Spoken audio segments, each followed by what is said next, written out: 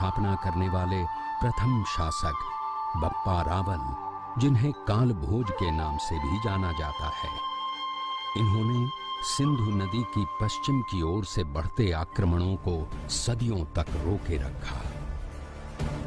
इन्हीं के वंशज महाराणा कुंभा हुए, जिन्होंने अपने शासनकाल में 33 किलों का निर्माण करवाया, जिनमें विश्व प्रसिद्ध कुंभलगढ़ और चित्तौड़गढ़ का विजय स्तंभ मुख्य हैं। इसी राजवंश में एक और महाप्रतापी राजा राणा सांगा हुए, जिनका साम्राज्य अफगानिस्तान तक फैला था, जिनका जीवन चरित्र शौर्यपूर्ण गाथाओं, त्याग और बलिदान से भरा है।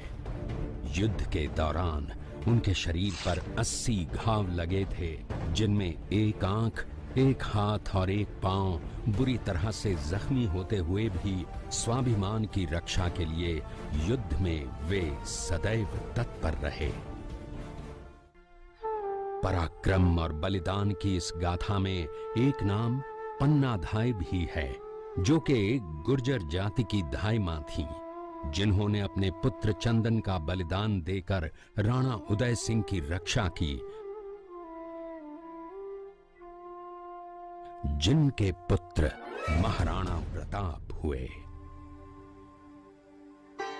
महाराणा प्रताप का जन्म पाली जिले के अखेराज सोनगरा की पुत्री एवं महाराणा उदय सिंह की महारानी जयवंत कंवर की कोख से विक्रम संवत 1597 में अर्थात 9 मई 1540 को कुंभलगढ़ में हुआ।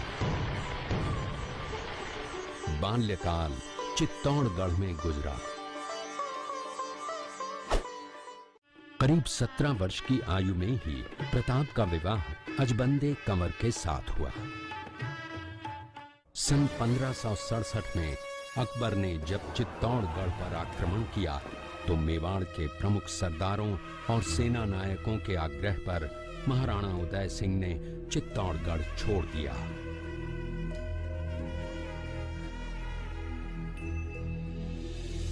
मुगलों के प्रति उनमें घृणा के भाव जागृत हो गए। अपने देश, कुल, गौरव और मातृभूमि की मर्यादा के लिए प्राण न्योछावर करने वाले योद्धाओं और ललनाओं से प्रताप ने न केवल सीख ली, बल्कि ये घटना उनके जीवन का आधार बन गई। अपने पिता के साथ दुर्गम पहाड़ों में रहने के बाद प्रताप ने गोगुंदा में अपना पड़ाव कायम किया।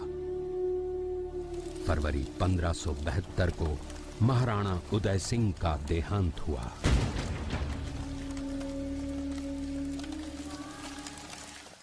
प्रताप की ज्येष्ठता और योग्यता को ध्यान में रखते हुए सरदारों ने उनको राजगद्दी पर आसीन किया। होली के दिन उनका गोगुंदा में राज तिलक हुआ।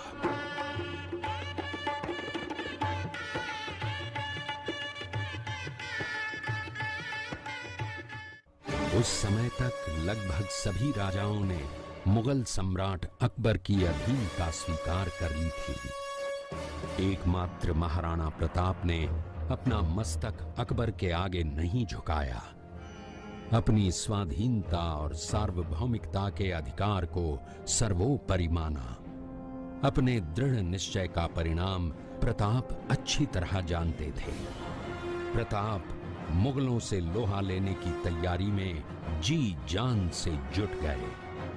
18 जून 1576 की सुबह हल्दी घाटी और खमनोर के मध्य एक मैदान में ऐतिहासिक युद्ध हुआ, जो बाद में रक्त तलाई के नाम से जाना गया। महाराणा प्रताप की सेना गोगुंदा से हल्दी घाटी पहुंची, जबकि सेनापति मानसिंह के नेतृत्व में मुगल सेना ने हल्दी घाटी के ठीक नीचे मैदान में अपना मोर्चा जमाया।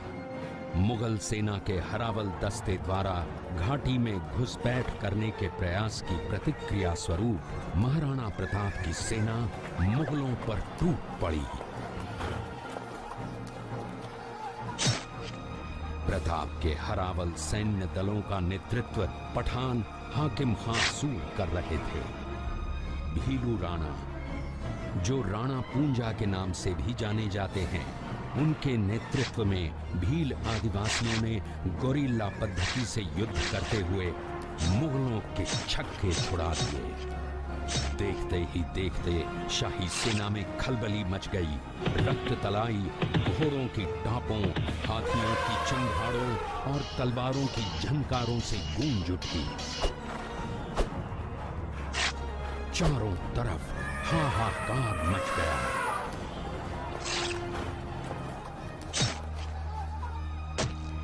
युद्ध का घटनाक्रम अचानक उस समय बदल गया जब प्रताप ने अपने घोड़े चेतक को एड़ लगाकर मानसिंह के हाथी पर चढ़ा दिया और उस पर भाले से भरपूर वार किया। मानसिंह हौदे में दुबक गया। हाथी से उतरते समय चेतक की एक टांग कट गई। इस स्थिति को भांपकर महाराणा प्रताप के हमशक्ल सेनापति झालामान ने महाराणा प्रताप से आज्ञा लेकर उनका राजमुकुट धारण किया। मुगल सेना झालामान को महाराणा प्रताप समझकर उन पर टूट पड़ी। झालामान शहीद हो गए। उधर चेतक ने अपने स्वामी को 5 किलोमीटर तक 3 टांगों पर ही लेकर एक बरसाती नाले को पार किया। उसके पश्चात उसके प्राण पखेरु उड़ गए। इस युद्ध से महाराणा प्रताप के मन पर गहरा प्रभाव पड़ा। परिणाम स्वरूप उन्होंने मुगलों पर विजय प्राप्त करने तक राजसी ठाट बाट छोड़ने और पत्तों पर भोजन करने का प्रण लिया, जिसे उन्होंने जीवन भर निभाया।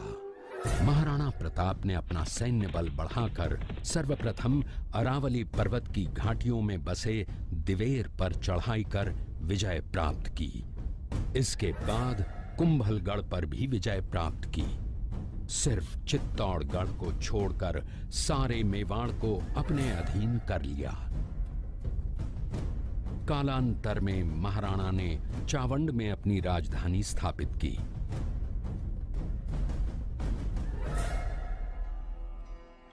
19 जनवरी 1597 को राणा प्रताप ने मात्र 57 वर्ष की आयु में इस संसार से प्रयाण किया।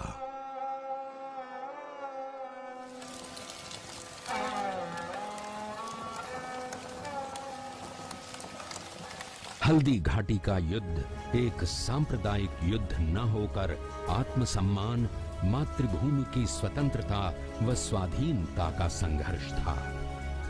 इसका प्रमाण ये है कि जहां पर अकबर की सेना के सेनापति जयपुर के राजा मानसिंह थे, वहीं पर महाराणा प्रताप की सेना के सेनापति काबुल के हाकिम खां सूर थे। महाराणा प्रताप स्वतंत्रता की वेदी पर एक ऐसा अंगारा था जो आत्मसम्मान व देश गौरव के लिए दिन रात जलता रहा, धधकता रहा और अंत में बुझकर भी उसने देश में ऐसा लौह भर दिया जिसकी प्रखर किरणों ने भारत माता को गुलामी की जंजीरों से मुक्त कराने के लिए सदा प्रेरित किया।